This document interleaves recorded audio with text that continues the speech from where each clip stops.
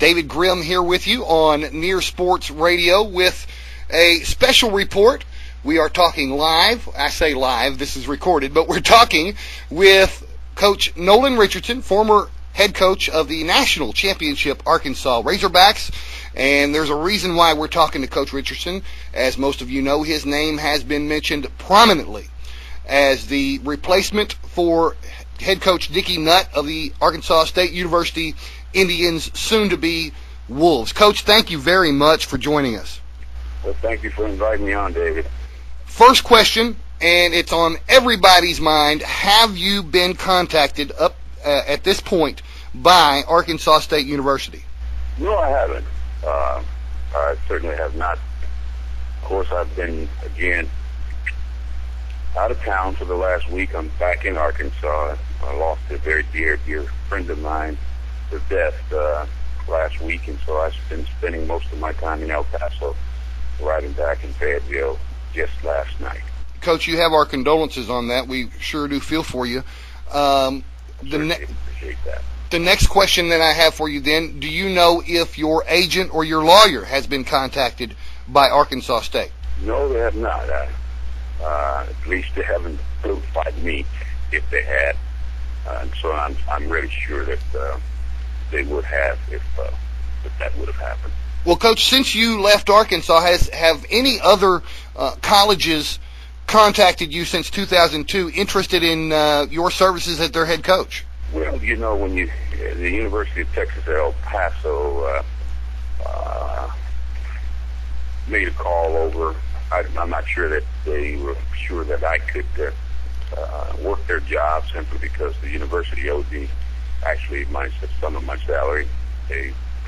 And basically that's about beyond to the extent of that. I have spent probably a year working with the Panamanian team for the World Games, getting them qualified. And then last year I worked in Mexico, working, helping them out to try to get them qualified for the Olympics. Now, let's talk, Coach, about your personal priorities, your goals at this point. How important is it to you personally to get back into college coaching again? Well, it depends on the circumstances. I think that's how important it would be. I've been to the mountaintop, and when you go to the mountaintop, that's where you want to go. I don't want to take any kind of a job basically just to be coaching. I think I've had that experience. I've been on every level. I think it's important that when I sit down and visit with anyone about a college job, it's more or less what are their expectations are. My expectations are very high. And if I can't reach those kind of expectations, I'm just not going to be taking a job. In other words, I'm just not coaching just to be coaching. I've done that. I need to look to a situation that really feels that they want to go as far as I want to go. And if that's not the case, then I certainly would not take on the job. Coach, when you sit down and talk to a college, what would be just an absolute deal breaker? What could they say or do that would just make you say, no, this is not for me, we're not going to do this? Well, I think that'd be very simple. I mean, I can tell by the overture of whether or not what is it they're looking for. They may just be looking for just a coach to replace and be competitive. I'm not looking for just to be competitive. I'm looking for a situation that, as I said before, that wants to be more than just competitive. I've always felt that way all my life as a coach. When I took Arkansas job or the Tulsa job or the Western Texas Junior College job, I didn't just go off in there to try to win a few games and keep a job. I wanted to take that school or that team to its highest potential. And that's what I would certainly expect from the people that I work for, that they want that program to reach a high caliber of basketball, or the highest, I would say. If I felt like it wasn't met, then I would say, no, it's not for me. Now, if you are faced with the responsibility sometime in the near future of putting together your own coaching staff, do you have anybody in particular in mind that you would want to help you build a program somewhere? I would have to contact some of the guys that I personally know. There's no question about that. Behind all the coaches, you got to have a group of a staff that works in total harmony. I'm a firm believer of family first, and then outsiders come second. That's how I do my job. I build a family around me, and if that family member is not a good part of us, then we move him on. But there's no question I would have to sit down and visit with some guys that I would have in mind that, if when I'm going to war, I want somebody that's got my back. And any names you want to throw out there, Coach? No, I don't think at this point I would throw out any names to fit that bill. I think a couple of them would really know who they are, and simply because we've been in communication prior to any jobs being open. Do you still subscribe to the 40 minutes of hell coaching philosophy? Well, that's a trademark that was bestowed upon us. And it came from the fact that we work hard in practice, and that won't change. I mean, if they want to name it 40 minutes of hell, that's how long a basketball game lasts. Those are my first 40 minutes of practice. And of course, it moved from practice to the actual naming what we do in the game. So that is not going to change. I mean, we did it in Mexico, we did it in Panama. We've done it everywhere I've been, and that's just part of my makeup.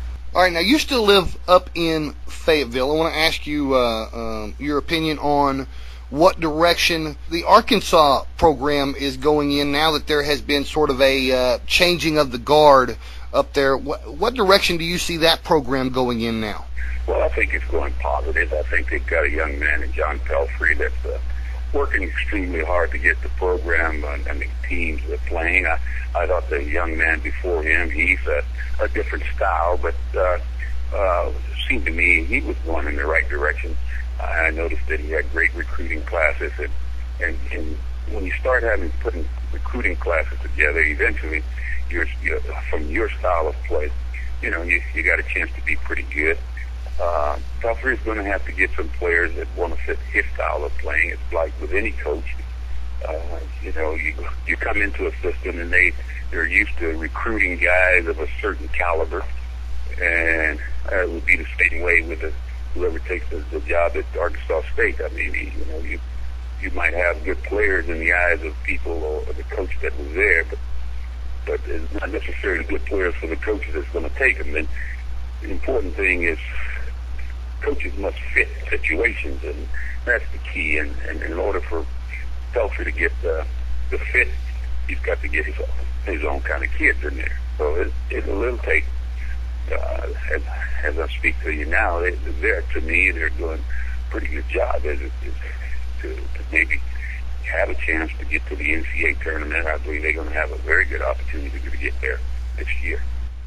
Now, with the change in management in Fayetteville, this is a question that a lot of folks around this part of the state ask. Do you think that in the near future, ASU and Arkansas will begin playing major college sports against each other? Well, I think it'd be a good idea for them to do that.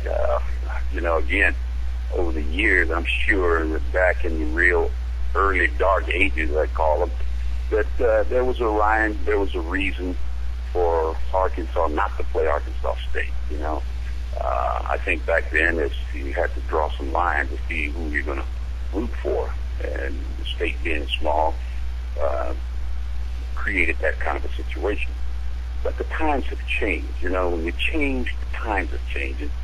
And a lot of fans don't want to change. A lot of people don't want to change. But I think it's time for it to change. I think when you look at the other states in North Carolina, they play each other. When you look at Oklahoma, they play each other. When you look at Texas, they play each other. So I mean, if you're Division I and you got that ranking at the Division I, you think the times now that if Arkansas State, they have their own players, I mean their own fans, they got their own people. Arkansas's got the same thing. Winning and losing should not change the loyalties. If it does, then that's just tough. But I think at this stage of the game, in this time in life, where this is 2008, it's time for a lot of changes to take place. So that's my opinion. I think that there should be a chance that the Arkansas State plays University of Arkansas. Matter of fact, my first or second year here, we had to play Arkansas State in a NIT game. Oh, and everybody up here remembers it. Trust me. Right. I mean, it was a game that, like I looked last night, Memphis State playing Tennessee, and Memphis is gonna play Vanderbilt. I mean, it doesn't matter. I mean, it brings a big rivalry within the state, and then you go outside and start playing again. I mean, you want to me, that's not a big deal. Coach, how much longer do you see yourself coaching basketball on any level? I don't know. I've always said that, your health has a lot to do with what you want to do. I love the game, and that's why I went to Mexico, and that's why I went to Panama. I've always been a lover of the game. I've always been a student of the game, and, there's times that I've had what I call a 6-year vacation from the game. I mean, from the college game itself. This is my 6th season away. Even though I've spent a lot of time as a consultant going to other schools and giving them my opinion on what their practices are like, I've been able to do some of that. But I've been close to the game still, even though I'm not coaching in the college level. I'm very happy and proud of being able to coach in junior college, high school, junior high, major college, international basketball. I've been pretty well blessed by the good man upstairs to be able to do that and have a chance to be very successful at doing that. So I base everything on health. If my health says, hey, keep playing, coaching, then I'm going to do that. If it tells me, hey, it's time to check it in, then I'll do that. Right now, I'm in great shape, great health, and so I just, again, I don't put anything past Nolan not going into the coaching profession again. So if your health stays with you, can you see yourself going as long as, say, a Joe Paterno or Bobby Bowden or somebody like that? Well, what I heard the other night, as a matter of fact, last night or the night before, Dick Vitale said Bobby Knight has 10 more years of coaching in his system. Well, Bobby and I graduated the same year, and I'm a year younger than Bobby. So if he got 10, I said, well, I got 11. So you just never know. I pride myself in trying to stay fit for whatever takes place. Coach, we sure appreciate you coming on Near Sports Radio with us. If anything changes, if you know something's going to happen, hey, give us a call and let us know so that we can be right there with you. Okay, guy. Thanks a lot. Thank you, Coach. Well, have a good day. Thank you.